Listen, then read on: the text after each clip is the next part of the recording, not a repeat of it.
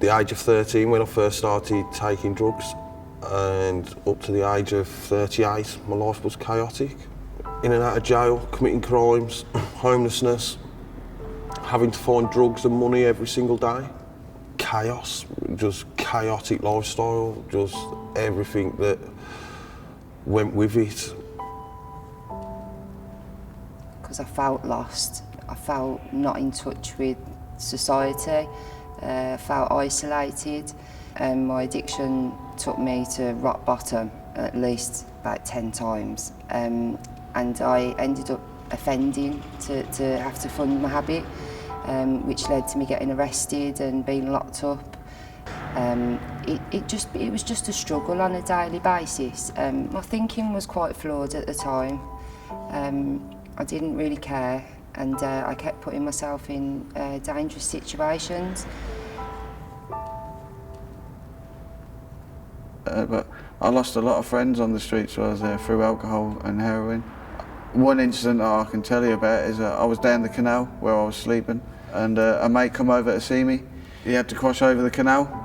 Well, when he was leaving, he slipped, banged his head and fell in the canal, in the most deepest part of the canal. He was dead on him back, but I got arrested for that incident on suspicion of murder.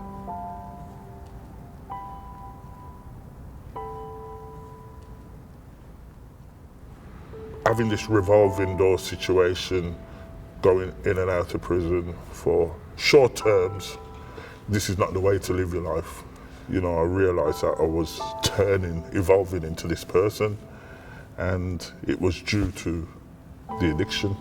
It was crack cocaine, but at the same time, you know, the realisation that it was changing me. You know, I have memories of doing wrong, you know, petty theft, dealing, things like, you know, it just makes you become an obnoxious person. And not being able to control the situation as well. I was sitting in the squat and I see what was around me. I was surrounded by filth, dirt, cans of beer. Luckily there weren't no needles about at this particular point in time, and I thought, what am I doing here? There's got to be something that I can do with myself to get myself out of this situation. Because I'd had many years on the streets, and the simple fact was, once I'd actually got my own place, I know I could put more things in place. I can then move on, I can actually address things what I needed to address. I met a particular geezer that worked in a day service that I was accessing, and through conversations with him, I just knew instantly that he'd lived how I'd lived, and he wasn't doing it no more, and I wanted to know how I could be like that, how he's managed to stop. And he just told me, he's gone, you've had enough, you just don't know how to stop. And when he was explaining to me how he managed to get to where he was, he used them same words to describe himself. I'd had enough and I needed to find a new way of life.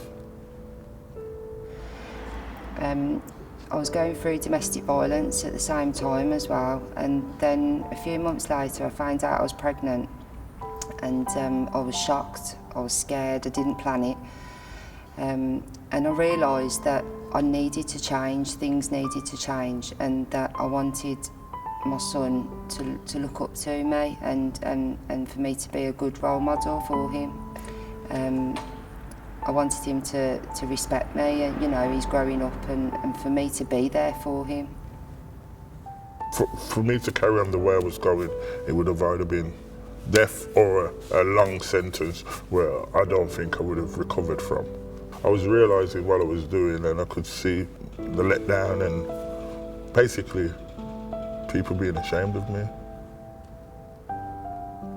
When it comes from someone who you respect, you grow up and you love, you know, it affects you, so that was a turning point.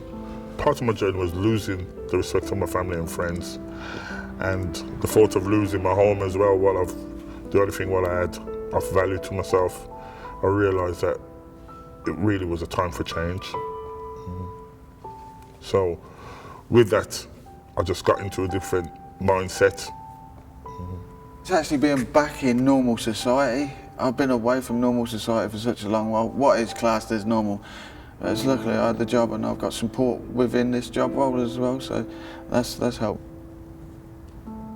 I'm not doing it from 9 till 5, and then I managed to progress to, well, I'm not doing it for today, and then that turns into weeks and months, and got in touch with Changes UK, their supportive housing, and now I actually get to go and do voluntary for them to help other people who are starting their journey, like through being really chaotic, homeless, on a script and what have you.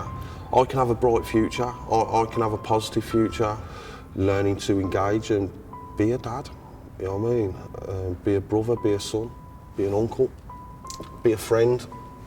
And it sounds like really cheesy and cliched and that, but I mean it. Last year, getting to give my eldest daughter away at a wedding, just massive, because when I was living how I lived, I used to dread these events coming, and to walk my daughter down the aisle clean, not a substance in me, and being able to be an active part of the day. Over the course of the last 3, 4, 5 years, my hope's growing, and I've got hope for the future. I'm feeling positive about the change. I've made loads of changes. It's all happened since I was in Phoenix Futures. If it wasn't for them, I probably might not even be here today, to be honest. I haven't got to offend anymore to get money. I haven't got to worry about feeding my addiction. I haven't got to get up in the morning and go and score. So it's big changes in my life. I actually feel like I've got a normal life now, whatever that may be, you know. Human again. I love getting on the bus in the morning and travelling with all the people going to work now, you know, it feels good. Since getting the support, I haven't really looked back, and it's just been good ever since, yeah.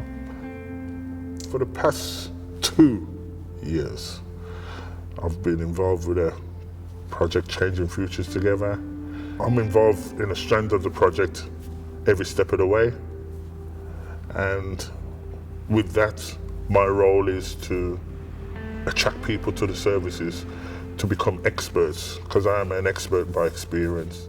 When the recovery coaching was going really well, but it ended, and Phoenix ended as well, and it's then when Barry approached me and asked me if I wanted to be an expert by experience.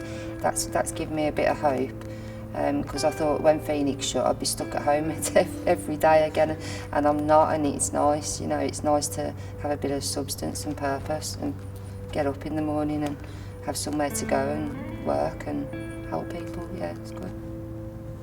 I got hope through people I know who have engaged with it for like a similar time to me, and they're now employed through engaging with Birmingham Changing Futures. So if I really throw my efforts into this, I got hope that maybe I could follow that path. These type of organisations listen to people like me who've actually been through, and we are the people that can help change the way that it's working and running and trying to help people. So it is a long journey, a real long journey, but with the right support, which I would say this project, somebody can encourage you and so we can actually shorten that journey. If I'd have had the support that I can offer people now, with the advice that I've got, with the lead worker that's with me, with me as a peer mentor, and the support that we can offer to somebody, I can shorten their journey so they don't have to go through the pitfalls that I went through. Hopefully we can then push them into getting into the working world. That is the journey of Birmingham Changing Futures. To cap it all off, I have now secured myself a paid role with Birmingham Changing Futures as an involvement and communication worker, and I'm really happy about that. And with that, I use my knowledge around my past and the knowledge of the services to engage people in the Changing Future program. So, you know, the future is bright. You know, onward with the future, yeah.